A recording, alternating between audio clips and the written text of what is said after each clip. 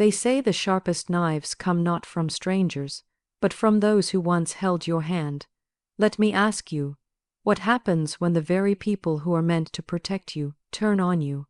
When the faces you loved, the voices you trusted, become the architects of your public disgrace? My family, my blood, are suing me for something they did.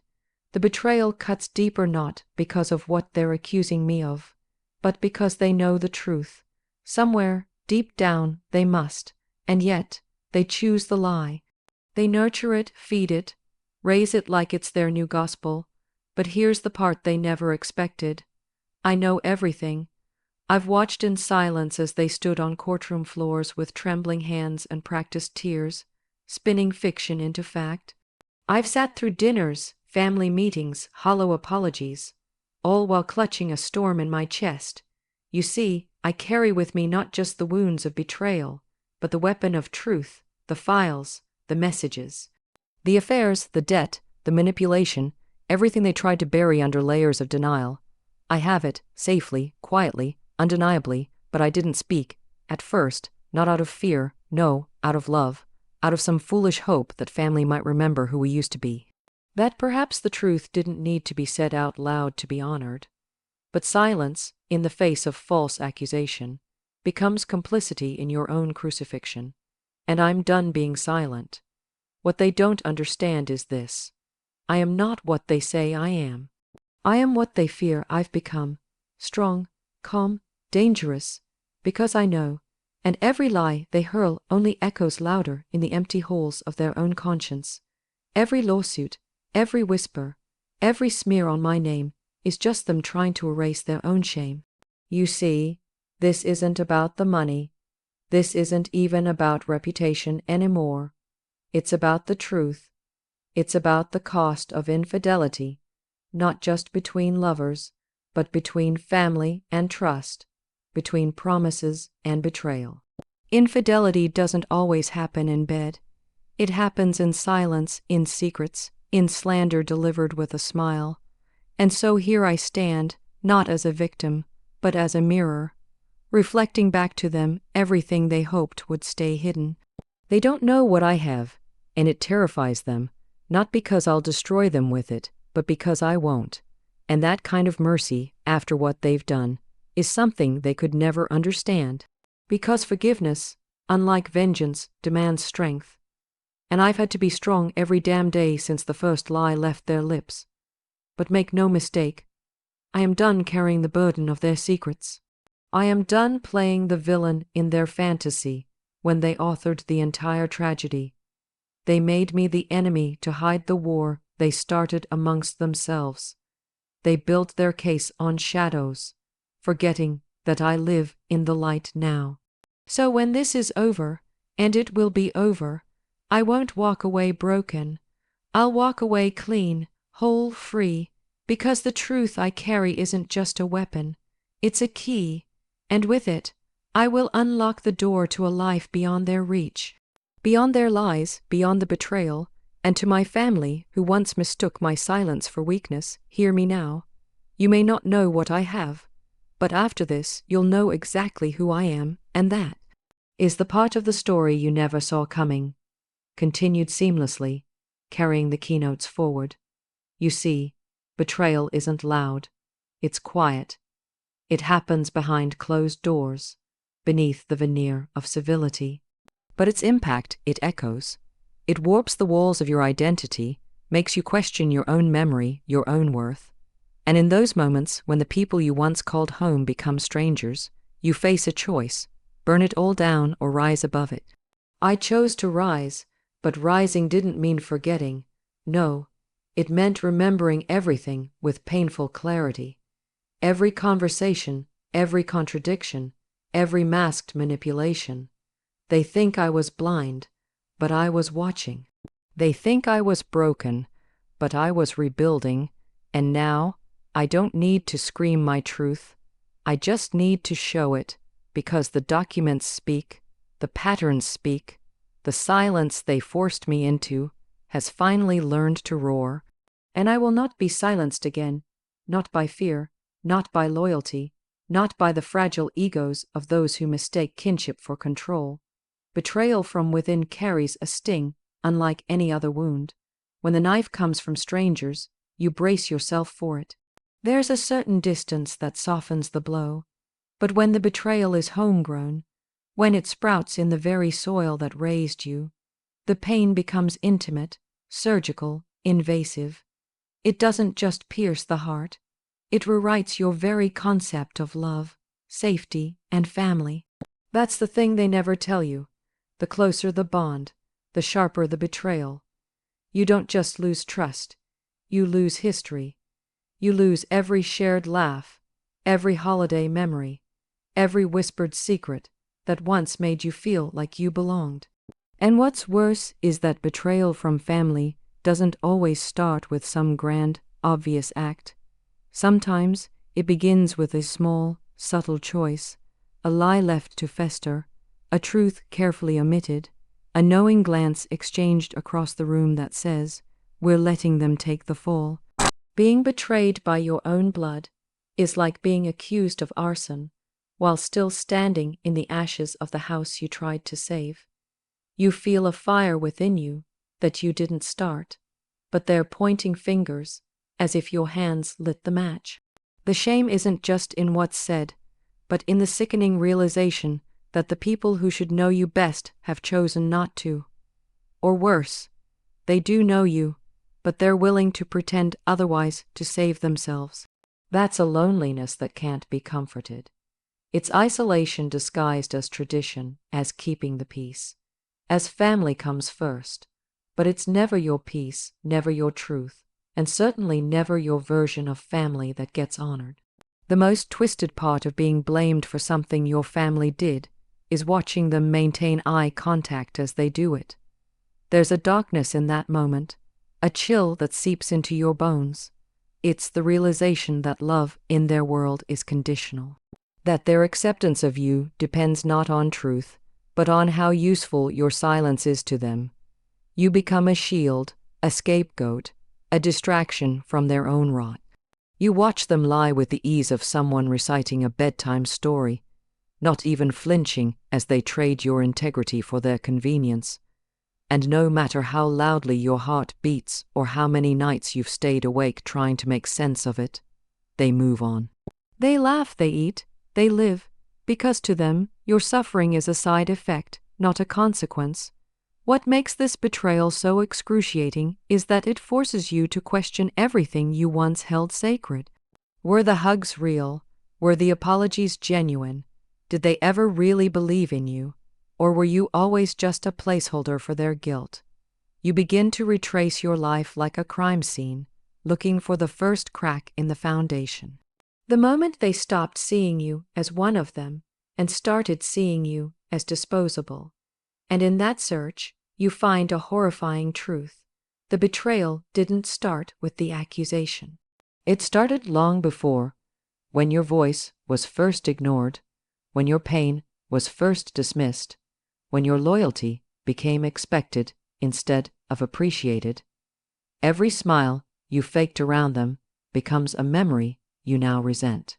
You remember the way they talked about others behind their backs, and now you wonder what they said about you. You recall the favors you did, the sacrifices you made, and how none of it seems to matter now that they've found a more convenient version of the truth. You begin to mourn people who are still alive because the image you had of them is dead, and there is no funeral for that kind of loss, no ceremony for realizing your family chose comfort over character. You carry that grief alone, invisible and unexplained, even to those closest to you. Even more tormenting is the psychological warfare it creates. You start gaslighting yourself, wondering if maybe you missed something. Maybe you misunderstood. Maybe you deserve this, but deep down you know better. You know you're not perfect, but you also know you didn't do what they say. Still, their unified front, their collective silence, their rehearsed victimhood, it wears you down. It's hard to fight a lie when it's delivered in unison, especially by people who once rocked you to sleep and wiped your tears. The betrayal is so deeply layered that it becomes emotional quicksand, and you sink deeper with every attempt to stay upright. And what lingers worst of all is the question of why. Why would they do this? Why would they sell you out? The answer is cruel in its simplicity: survival. They would rather sacrifice one to protect the illusion of unity. They would rather bury truth than be buried by it. And in their eyes, if you have to burn for their sins, so be it. Because at the end of the day, blood may be thicker than water, but it's often far more toxic when left unfiltered. There is a strange kind of power in holding the truth while everyone around you performs a lie. It's like sitting in the audience of a play you didn't audition for, watching actors pretend they don't see you, pretending they didn't write the script. You watch silently as they twist narratives, smear your name, and build a fortress of deceit so intricate it begins to resemble reality. But you're not confused, you're not fooled, because buried beneath your stillness is the one thing they underestimated: what you know. And that truth, the one they're praying never sees daylight, is your quiet armor. It's the thing that keeps you upright when the world tilts against you, because it's not just the truth, it's evidence. It's names, dates, screenshots, documents, moments.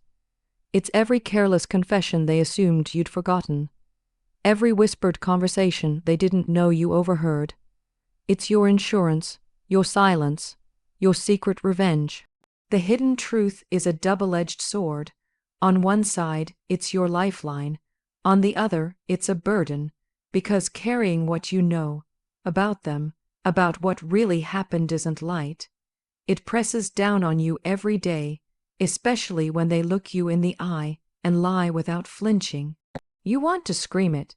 You want to throw it all on the table and watch the pieces explode, but something holds you back. Maybe it's love, maybe it's pride, maybe it's the sickening realization that even the truth doesn't guarantee justice, not when they've already convinced the world you're the villain.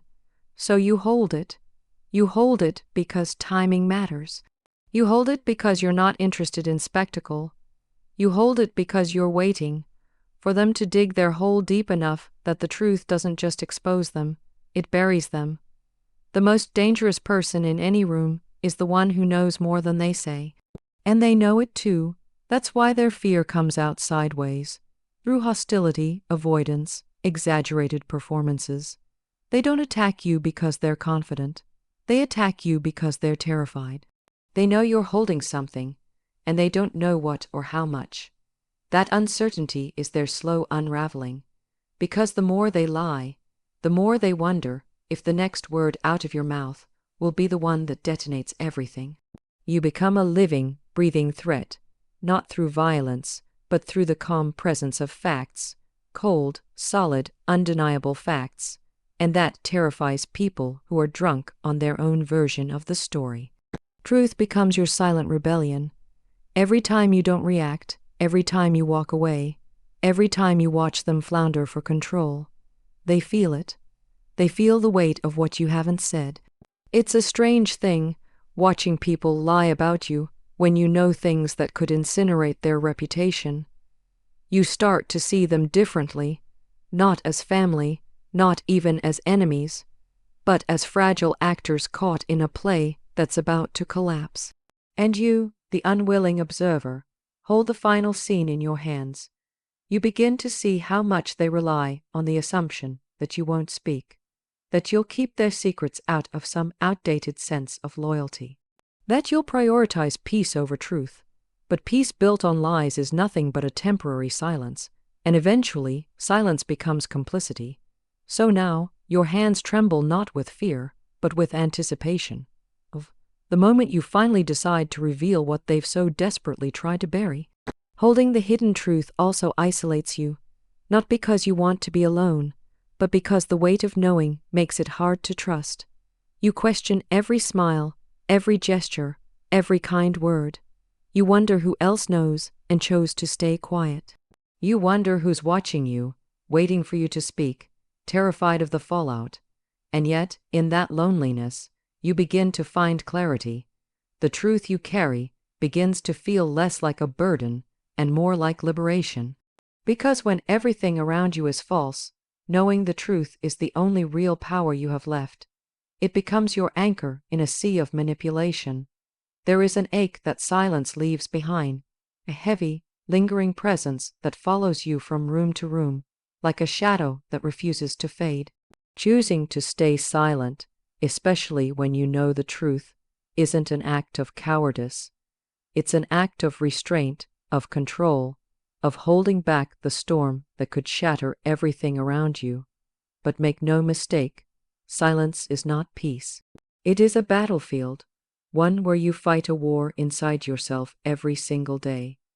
The decision not to speak, not to expose, not to retaliate, even when you're justified, becomes its own form of suffering. You carry their guilt, their sins, their secrets, all while being painted as the one to blame, and there is no applause for that kind of endurance.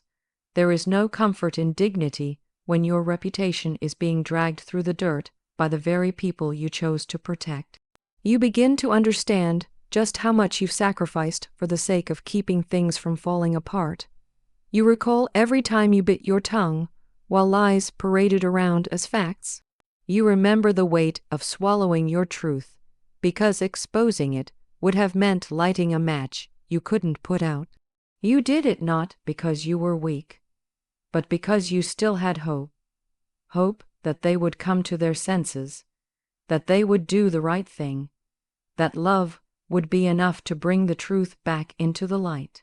But hope in these moments becomes its own form of torment, because with each passing day you realize they're not coming back to the truth.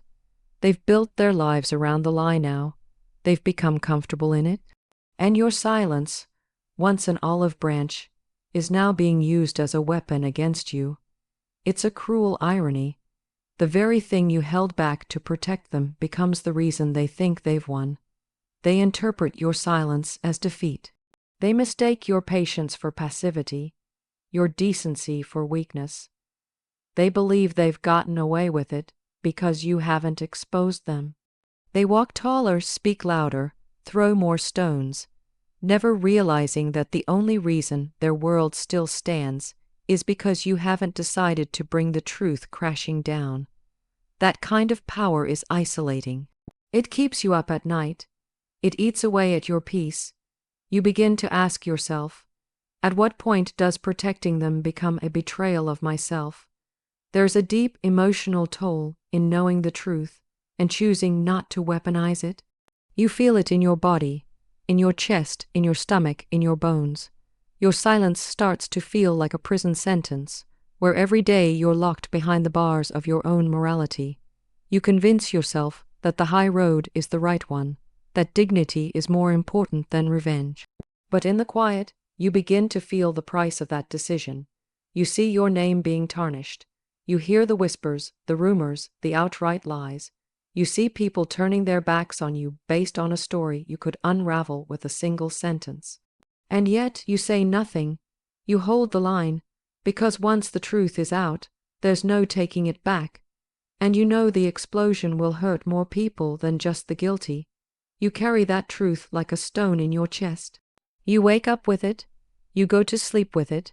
You interact with the world through a filter of restraint, always measuring your words, always calculating the emotional cost of speaking versus staying silent. And in doing so, you begin to understand something profound. Silence isn't weakness, it's discipline. It's the ability to destroy and choosing not to. It's a higher form of strength that often goes unrecognized, unthanked, unnoticed. But it's also a burden that no one should have to carry alone. You find yourself tempted. Sometimes the pain becomes too loud, too heavy, too suffocating, and you want to scream everything from the rooftops.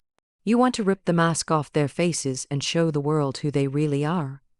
You imagine the moment where you finally let the truth out and feel the weight fall from your shoulders. But then you remember who else it might hurt. You remember the innocent ones, the bystanders, the mutual connections, the people who don't deserve to be caught in the crossfire. And once again, you swallow it. You choose silence, not because it's easy, but because you know that truth, when released in anger, loses its purity. It becomes vengeance, and you don't want vengeance. You want clarity. You want freedom, but still the silence costs you. It costs you peace. It costs you sleep. It costs you the relationships you once cherished.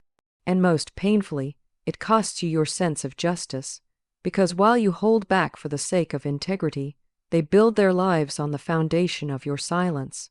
They get to smile while you carry the burden of their sins. And though the world may never know the truth you held back, you know. And living with that day after day is a kind of pain only those who have loved too deeply and trusted too wrongly will ever understand. There comes a point in every story of betrayal when the narrative starts to turn, not because the lies have stopped, but because the person who held back for so long finally remembers their own worth. And in that turning point, there is a quiet, rising power. It's not loud or dramatic. It doesn't announce itself with revenge or retribution. It begins subtly, like a shift in the wind, like the moment you realize the silence you've carried is no longer protecting anyone, least of all yourself. What they don't know is that while they've been building their illusions, you've been gathering your truth. While they played victims in public, you've been reclaiming your power in private. And now, beneath the mask they think you're still wearing, something unshakable has been growing, a resilience shaped by suffering, and a will forged in silence. They thought you were finished. They assumed their betrayal had broken you, that their accusations would keep you down. What they never expected was that you were never defeated. You were waiting. They never paused to consider that you, the one they discarded, the one they tried to paint as the problem, were still standing for a reason. That what you have, what they cannot see, what they cannot touch, is not just knowledge but leverage, evidence, proof, a story that could flip the entire situation on its head. And that knowledge isn't just power, it's freedom. It's your exit from the prison they try to lock you in, because the moment you decide to speak, everything they've constructed begins to crumble. What they don't know is that while they were busy rewriting history, you were documenting reality. Not because you planned to use it, but because somewhere deep inside, you knew this day would come. You knew the moment would arrive when their lies would demand a reckoning. And when that day comes, you won't have to shout. You won't need to scream to be believed. You'll have the receipts, the messages, the timelines, the undeniable facts. And while they stutter through their stories, desperately trying to keep their version straight, you'll speak once, calm, clear, and devastatingly honest. Because truth, when backed by evidence, doesn't need to beg to be heard. It echoes. They don't know what you have, and that's the part that keeps them restless. That's the reason they're getting louder, more aggressive, more performative. They're trying to preemptively destroy your credibility because they know they've built their safety on your silence. But the clock is ticking. With each lie they tell, with each step they take to tighten their grip, they move closer to exposing themselves. Because no lie lives forever, eventually contradictions appear, inconsistencies multiply, and that's when your presence, quiet, composed, unbothered, becomes its own form of confrontation. You don't have to attack. You don't even have to explain. All you have to do is exist, and the truth begins to erode their narrative like water wears down stone. They don't know what you've endured to get to this point. They don't know how many nights you cried alone, trying to make sense of why the people you loved the most could twist the knife so deeply. They don't know how many times you wanted to give up, how many moments you came close to believing the lies they spread. But what they really don't know, what they can't know, is that the same pain they used to try to destroy you has become your fuel. It hardened you, refined you, gave you a level of clarity they've never had. And while they continue to chase control through manipulation, you've found something much more dangerous: self-possession. You know who you are now, and nothing terrifies a liar more than the person they tried to break finally understanding their own power. And maybe the most poetic part of it all is that you don't even have to retaliate. The truth you carry doesn't need to be weaponized. It simply needs to be revealed, once, cleanly, without malice, and when that moment comes, it won't just correct the story. It will redefine it. People will see the real picture, the pieces will connect, the whispers will stop, and everything they tried to bury you with will become the foundation you rise from. Because you were never the villain, they just needed you to play that role so they wouldn't have to confront their own reflection. But the story is shifting now, and though they don't know it yet, they are not in control of the ending. You are, and that is the one truth they can never escape.